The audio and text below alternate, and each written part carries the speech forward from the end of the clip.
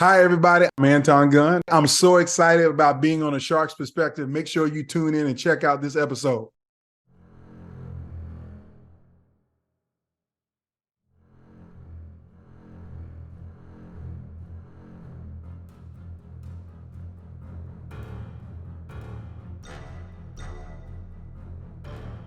Welcome back, and thank you for joining A Shark's Perspective. I am Kenneth Kinney, but friends call me Shark. I am a keynote speaker, a strategist, a shark diver, host of this show, and your chief shark officer.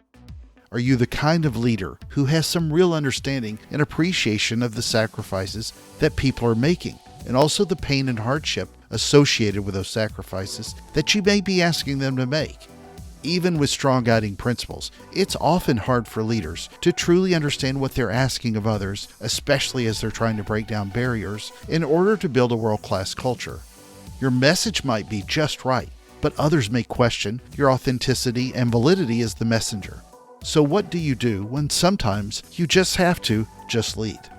Anton Gunn is a leading expert on socially conscious leadership, an international keynote speaker and CSP, a former senior advisor to President Obama, a former elected member of the South Carolina Legislature, an SEC conference football athlete and graduate of the University of South Carolina, and the best-selling author of 3 books, including Just Lead: 44 Actions to Break Down Barriers, Boost Your Retention, and Build a World-Class Culture. And on this episode, we'll discuss leadership principles, service over self, playing football in the SEC, and the best leadership position on the field, the sacrifices of the brave men and women and their families who serve in the military, working under the Obama administration, the lessons that leaders forget, VPs who spell potato with an E, Audacity books, majestic shark diving in South Africa, and a lot more. So let's tune into a socially conscious leader with a socially conscious shark on this episode of A Shark's Perspective.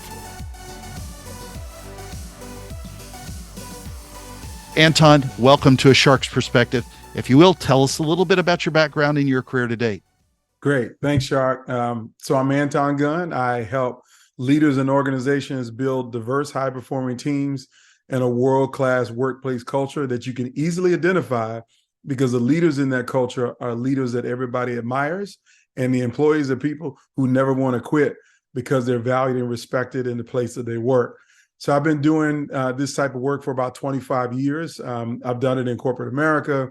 I've done it in government, and I've been in business for myself since 2014. So you have a great story. We're going to dive into a lot of different parts of that and extract some things about leadership, but you played football in the SEC. Yes. What position? I was an offensive lineman, the best position on the field if you want to learn about leadership. Everybody thinks the quarterback is the best leader on a football team, but there's no greater position of leadership than on the offensive line. I played center and guard on the offensive line. And what I'll tell you about it, but you were a Gamecock, which has never been really a leader, have they? Yeah. Oh, always Hogs. got jokes. Roll Tide. Go Hogs. Yeah, I know. And nobody wants a hog anywhere other than on their plate for breakfast. But that's another story for another day. But playing O-line, man, I learned that your success is intimately tied into the people who are around you. And as an offensive lineman, as a center, you can't be great without 2 good guards and 2 good tackles, right? And you always need help in some way, shape, or form. The second lesson that I learned is that the best leaders are the ones who you never really hear about. And I don't know an offensive lineman whose name gets called on television because they did something good. The only time their name gets called is when they do something bad. But if they do their job perfectly, then they create space and opportunity for everyone else to be successful and get the limelight. And that's the lesson that I learned from football.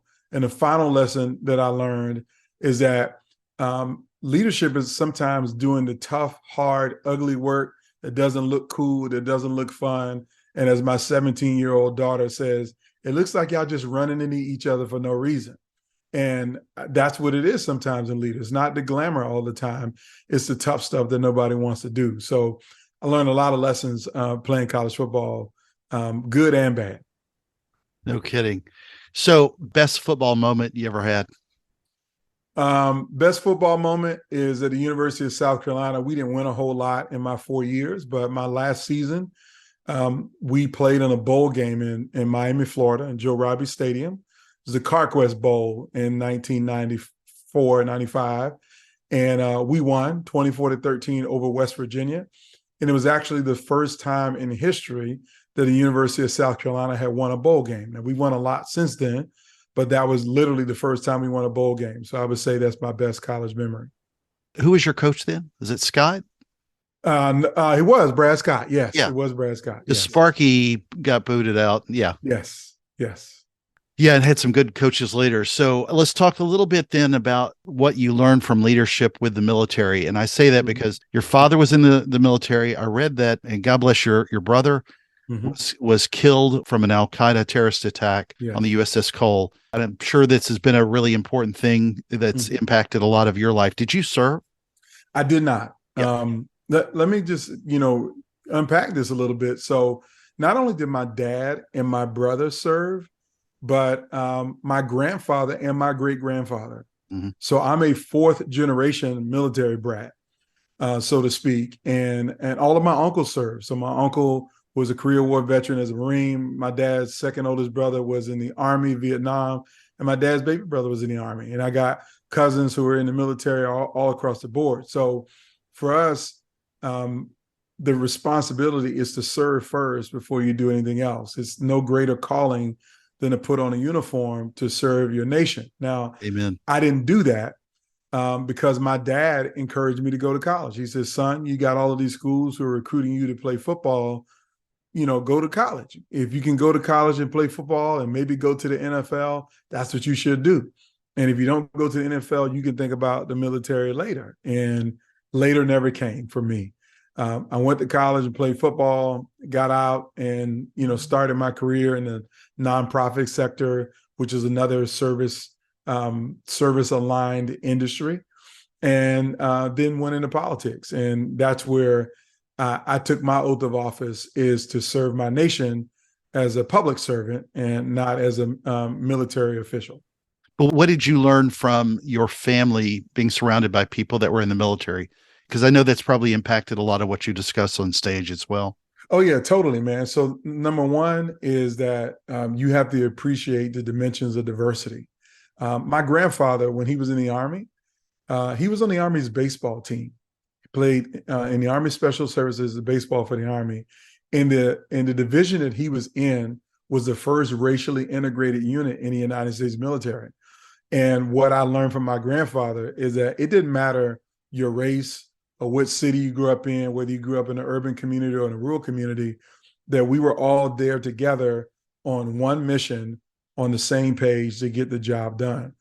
And I learned that from my father, that my father's friends in the military was from Southwest Texas, on the border of Mexico. And literally his name was Jose Martinez. And so a lot of my dad's buddies were Filipinos from the Philippines who we spent time with. So the dimensions of diversity that I appreciate and that I talk about from stage and share with leaders, that, you can build a diverse, high-performing team because the military does it every single day.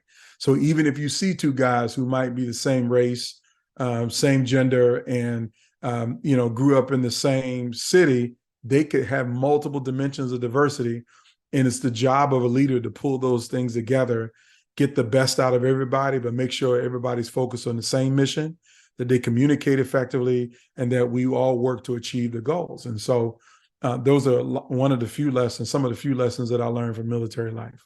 One of the lessons I'd love you to touch on that I've heard you speak about on another show was what role a guy who couldn't spell potato correctly had on you. And he was telling people to go serve and to go out there, and he wasn't really leading from leading. Authenticity.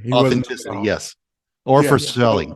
Yeah. So the quick story, that person is former Vice President of the United States, Dan Quayle. And when I was 17 years old, my father got called away to Desert Storm. And it was my senior year in high school when I was being recruited by colleges. I wanted my dad to go with me on all my official visits, but he couldn't go because he got called away to go serve in Bahrain as a part of the Desert Storm effort, or Desert Shield at the time. And there was a lot of angst about us going into that war. And the reason why, because before that point, the last real war America was in was Vietnam. And so I didn't know if my dad was ever coming back, and a lot of families were upset about it.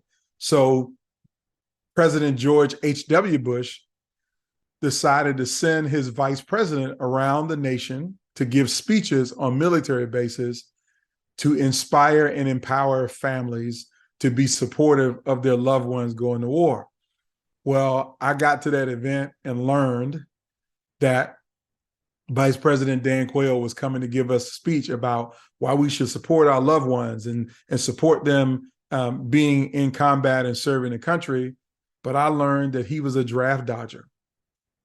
And a reporter told me that when Dan Quayle was eligible to be called up to go to Vietnam, that he used his father's connections as a United States senator to avoid having to go and serve his country. But he's the vice president to George H.W. Bush, who was the youngest Navy pilot during World War II, who volunteered his time to serve his country and was shot down.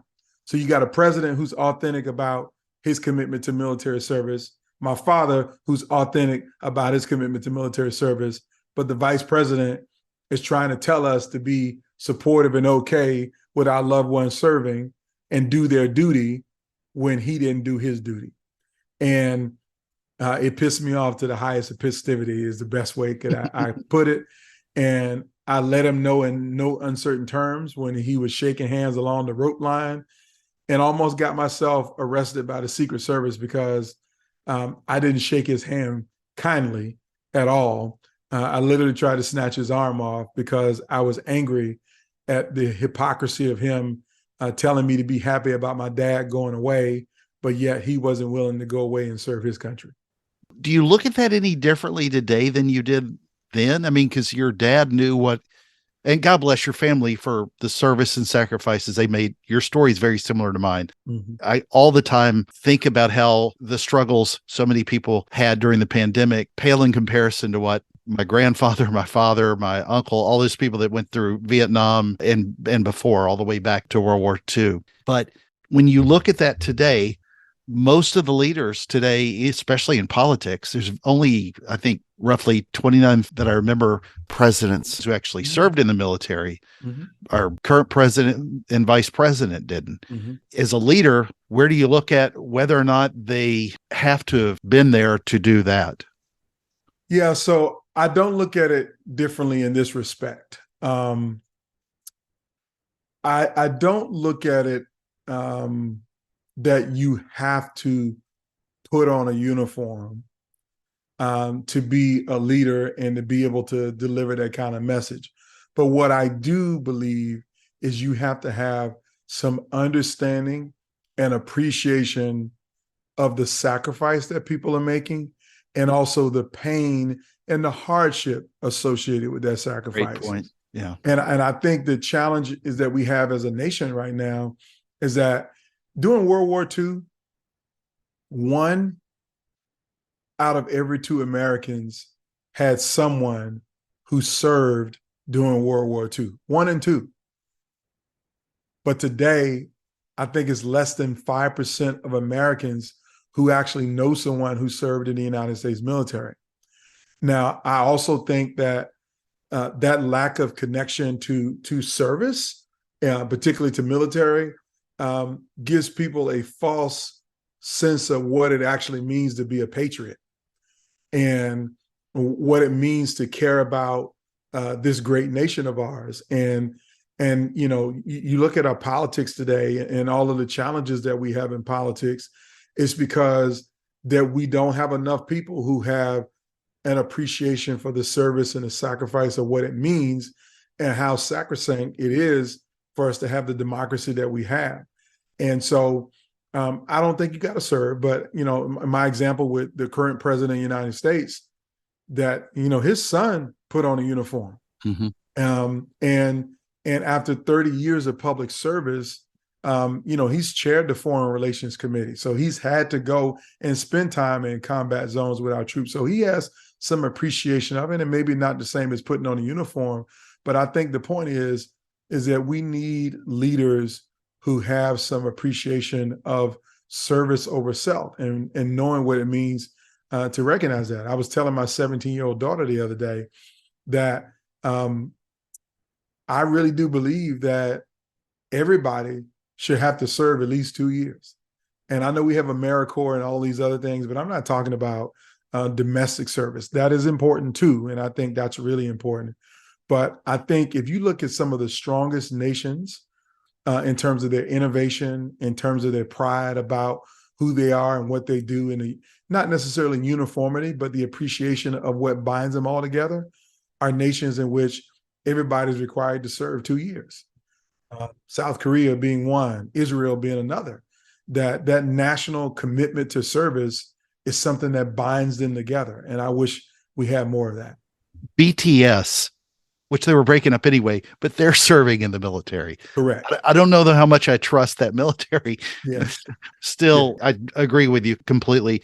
But, we're not supposed to talk about politics or religion, but politics obviously placed a big part of your life. And you served in the state legislature, right? Mm-hmm. And then served under the Obama administration. So Correct. Talk a little bit about that background. And I'd like to know what, obviously, working under the Obama and Kathleen Sebelius, what that taught you about leadership.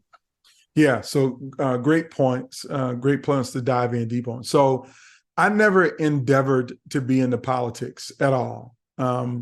When I graduated from college, I wanted to be a high school history teacher and coach girls basketball.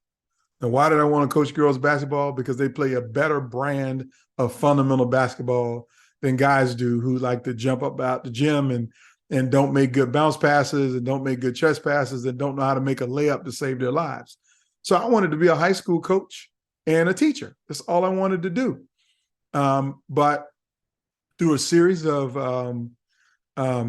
unfortunate events, I never got a chance to teach public school in a real way. I did a little substitute teaching, but not in a real way. But what I did get is a job at a nonprofit organization where my boss said to me, Anton, here's the problem and here's your job. That we have a high percentage of people who are uninsured in our city, and they have trouble when they go to the doctor or hospital. They don't get care all of the times, and they don't get treated well. And so I want you to go and survey them about their experiences. And I knocked on 400 doors in the summer of 1996 and learned that depending on your race, ethnicity, your gender identity, or the language that you speak, if you go to the hospital, you could be treated with dignity and respect, or you could go to the hospital and be treated like crap. And I thought that was wrong, that when you are sick and in your greatest hour of need, that you not get dignity and respect because you can't pay or you don't speak English or because, you're not Catholic or you're not a Baptist. It was these things that drove me into community work, which then drove me into politics. And I ended up running for office only because we asked some elected officials to vote for a provision in the law that it would expand health insurance coverage for low-income children. And they promised us they would do it, and then they didn't do it. And I decided that, why am I begging you to do something that you don't have the authenticity, the accountability, or the altruism to do, but you chose political expediency to not do it? I'm begging you to do something that you can't do, but I know I can do it. So how about I try? And that's when I put my name on a ballot or to file for office, to run for office, and I lost. And most people lose the first time that they run for office. But I wasn't dismayed because I only lost by 298 votes out of 14,000. So it was a close election because I had a message of authenticity. I had a message of caring, and I wasn't predisposed to any political ideology. That I believed before I ran for office, I believed that both parties were screwed up and didn't take care of people the way that they should. They didn't lead authentically. But when I ran for office, I had to make a decision because, very few independents get elected at local levels. So I ran as a Democrat, but I ran in a district that had never elected a Democrat, at least not since the early 90s. And they had never voted for an African American.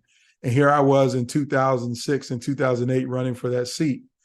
So when I lost closely, I ran 2 years later and I won. And I only served one term.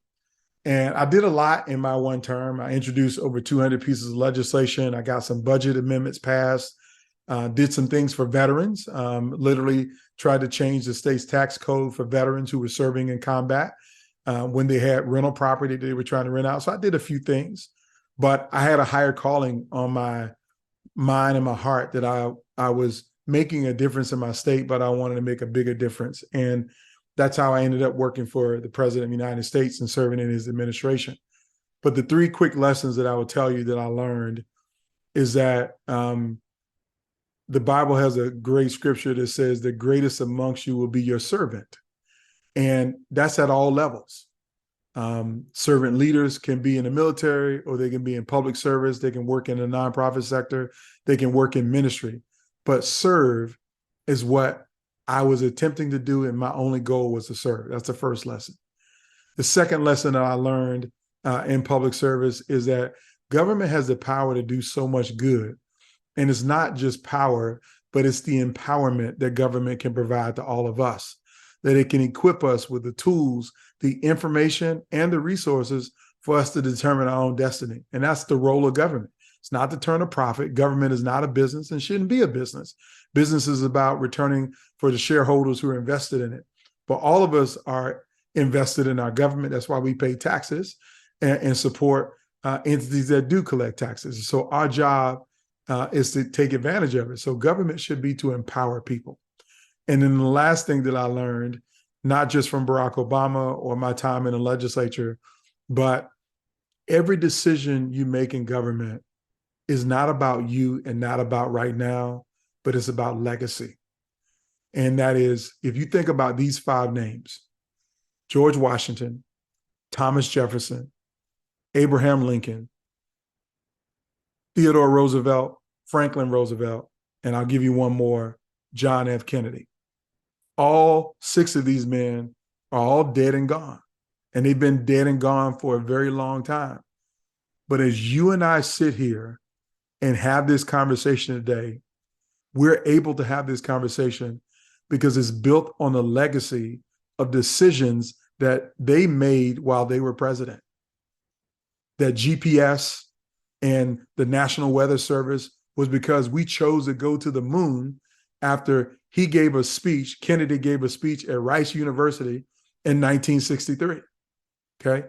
And so these kinds of points are important for us to recognize, is that public service, politics, all these things, get bad names and a bad rap, but they're really about serving first, empowering people, and doing something to leave this world a better place for people that come along after us than we found it when we got in it. And those are my takeaways. So great lessons. What was your coolest moment with the former president? Way too many for me to count, bro. I mean, when I say way too many to count, a lot of people don't realize that not only did I serve in his administration, but I helped to run his very first presidential campaign. I was on his early primary staff in South Carolina. So some of my fondest memories of Barack Obama are riding in a minivan as we drove from Columbia, South Carolina to Charleston, South Carolina, for him to go participate in a Democratic debate. It was a Google YouTube debate. It was like the first time Google or YouTube had sponsored a debate. And we were in a car for 90 minutes arguing about basketball, not playing basketball, but arguing about who's the greatest basketball five of all time and why. And his contention was the San Antonio Spurs should be put up there on the top list with some of the great teams because at the time they were winning, a number of championships. And I'm like, man, the Detroit Pistons is the greatest basketball team of all time. And why? They didn't win 5 championships, but they were an undersized, scrappy, non-athletic team who dominated the greatest player in the game of Michael Jordan in Eastern Conference Finals for 4 straight years. So, we were arguing about basketball. So that's one massively cool moment. The other massively cool moment, I would say, is really more with Michelle Obama than it is with Barack Obama. And that was watching them as husband and wife engage with each other while we were on the campaign trail, and how they're no different than my wife and I. They love each other, but they argue, they don't agree. And Michelle was mad because he wouldn't pick up his socks, and he forgot to take out the trash, and it just humanized him for me. Yeah. And so those moments are the moments that not a lot of people get to see. They see him on the podium and on Air Force One and giving these great speeches, and they put these labels on him. But he's a man and a husband and a father, just like I'm a man, a husband, and a father. And it was just good to be able to have those experiences, to see him humanized in real life. But did you ever play him a game of one-on-one? Not one-on-one, but 5-on-5. And okay. Was on his team because I never forget, we were meeting with, I think it was Tom Joyner we were meeting with. And Tom Joyner asked Barack, he said, Mr. President, you play against Anton? And the president looked at him and says, do you would think I would let a guy this size be against me? He's going to be on my team. And so it was pretty funny moment. You look like two Baracks pushed together, about the same size. So you work now, you got out of that life, and you're back to working as a speaker and as a consultant, working with different teams, talking about leadership and culture. Talk a little bit about the lessons you've learned that you're helping other people with today. Yeah. So here's the greatest lesson, Shark, and I'll give it to you this way, is that most leaders in organizations, particularly in corporate America and private sector, but this is government too, they have forgotten the most important things. And if you want to build a successful team, like you think about any sports team that has had massive success, any team that's accomplished any massive goals, they remember the basics. And here's the basics. Every person on the team has value. Otherwise, they don't deserve to be on the team, and they wouldn't be on the team. So if you're in a corporation and you got a guy who sits out in the booth at the security gate to let people in the building, he's valuable the same way your CEO is valuable. His role is different, but he's valuable. And if you understand that everybody has some value on the team, then that leads to the second point that people have forgotten, is that everybody wants to realize their potential in the role that they play. And potential is limitless if it gets developed in an organization. And leaders have forgotten how to develop talent. And the reason why people are quitting today, the reason why there's a great resignation and all of these quiet quitting, is because people are being overworked and they're not being developed. They're not being appreciated for who they are. And sometimes employers and organizations don't see them as valuable. They see them as cogs in the wheel. And so what? We got a 30% turnover rate because we'll find, another person to come and do their job. And that's a mistake. And then the last thing that I will say is that they don't spend time investing and building the kind of environment where everybody can thrive. And to build an environment that everybody can thrive, you need to understand the 3 questions that every employee is asking every day. Question number 1 is, do you care about me? Question number 2 is, will you help me to be successful? And question number 3 is, can I trust you? And I will tell you this, nobody wants to hear that you care about them. They don't want to hear you're willing to help them to be successful. And they don't want to hear the words, you can trust me, I'm your boss. They want to see that you care about them, that you're willing to help them to be successful, and that they can trust you. They want to see it in your actions. And the problem is that we have built work environments that don't show people that we care about them. We built work environments where we're not trying to help people to be successful because we don't give them the tools that they need to do the job. Not giving people PPE, not giving teachers, case managers and social workers to deal with the human behavioral stuff that kids bring to the classroom. Their job there to teach math and science, not to deal with all of these other things, but we don't give them the schools, the tools that they need, the skills that they need to do the job. We got people who working in Fortune 500 companies at banks and other big institutions who are not being given the resources to do the job. So you got a team of 15 doing the job of a team of 35. So nobody's going to thrive in that environment. And because you don't answer that I care about you and that I'm willing to help you to be successful, you're never going to get to a place where people will trust you. And so for me, my stage work is helping leaders to understand how to build that kind of environment, how to build diverse, high-performing teams, how to break down barriers between people, and how to retain your top talent by building that culture where everybody thrives and you become the leader that everybody admires. And it's not rocket science. It is simple, but so many things are simple that don't get done. And so I try to give people the fundamental actions that they can do. And that's what my new book is about, is giving people the fundamental actions to do what they need to do to make their workplaces better. Well, I was going to ask you about that. We talked about so much before, but tell us a little bit about Just Lead, your book, Just Lead, 44 Actions to Break Down Barriers, Boost Your Retention, and Build a Work-Class Culture. Yeah. So the quick story on this book is that I didn't intend to write this book 6 months ago. I didn't. I had no plan to write this book 6 months ago.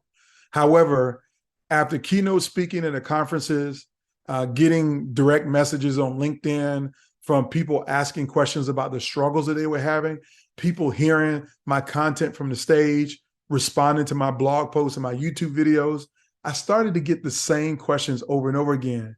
Anton, how do I do this? I heard you tell me what I needed to do, but how? How do I break down the barriers between our young professionals and our older leaders, or Gen Z and our Gen X workforce? Or how do I deal with the diversity stuff at work? I don't know how to deal with this. And how do I keep my talent from quitting on me and going to work for my competitor? And how do I make sure that people thrive? And my answer to them is just lead.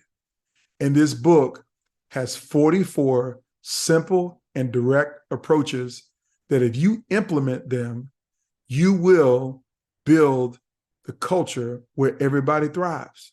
You will create an environment where diverse employees say, you know what, my boss not only cares about me, he respects me and values me, and I trust him. And that trust is critical for us to stay strong as businesses and organizations. And it's also critical for us to stay strong as a nation. So I wrote this book to help save American democracy. Amen.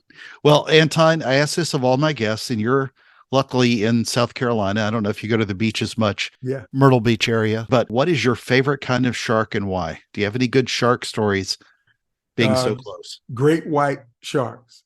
And my great white shark story is that in 2011, I was blessed to be a part of an Aspen Institute Global Leadership Summit that was in Cape Town, South Africa. Mm-hmm. And after we finished the summit, I had the opportunity to go great white shark diving.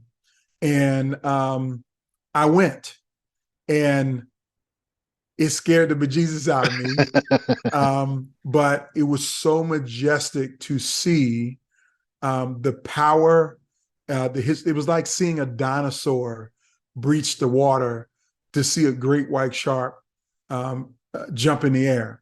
And so, great whites are it for me. I was a fan of Jaws and a fan of that, but there are a lot of other good sharks too, but I'm going to stick with the great white. Yeah, no, South Africa. I just was talking about this with somebody from South Africa, but the water's too murky and it's too cold. But how large they are in South Africa, it's simply amazing. Yeah. Well, Anton, it's that special time in the show. Are you ready for the 5 most interesting, important questions that you're going to be asked today? Let's do it. All right. Number 1, which is a better book? The Audacity of Leadership, your earlier works, or The Audacity of Hope, written by President Barack Obama? By far, The Audacity of Hope. Okay. Yeah. That's a humble man saying that. I figured you didn't have to worry about him listening to the show. I just wasn't sure. No, right. The book is what inspired me to get involved in this campaign. So I wouldn't be here without it. Great point. Number 2, Since you are a Democrat and we're not leaning on President Obama, better president to you, Bill Clinton or John F. Kennedy? John F. Kennedy, hands down. Okay. Not even close. Number 3, which has the possibility of impacting more change in the world? Being a politician making change or being a professional speaker making change? Being a professional speaker making change is why I'm in the path that I'm on and not in politics anymore. Okay. Well, you did do a lot of change with Obamacare, so that was a lot of change. All right, number 4, great USC coaches, Lou Holtz or Steve Spurrier? The old ball coach, by far. I'm a Holtz fan. He's actually an amazing speaker, too, back when he was at Razorback and then went to Notre Dame and on. He is. All right, number 5, and the most important question that you're going to be asked today is biscuits or cornbread? Ooh. What would a leader choose? Oh. Ooh, that's hard. That's so hard. I'm going to say, my mama going to kill me for this. I'm going to say biscuits. All right. Good choice. All right. So, Anton, where can people find out more about you, get a copy of your books, your courses, see you on stage, and more? Yes, you can always go to antongunn.com. That is the home, the only place to go. You'll find everything you need there. My books, my courses, how to book me for a keynote if you're interested in having me to come to your organization. antongunn.com. And I'm on all social platforms at Anton J. Gunn. So you can find me there. 2 ends on the gun. Anton, thank you so much for being with us today on A Shark's Perspective. Thank you very much, Shark.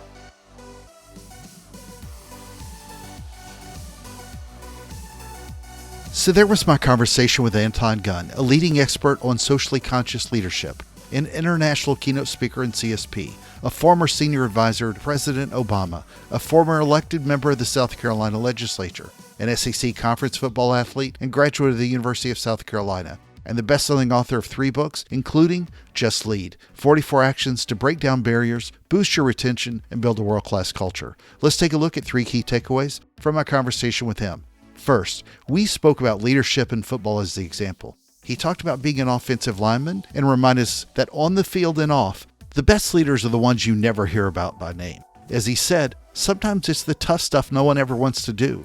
Blocking ain't the sexy part, but critically needed for teammates on the field or in the office to score.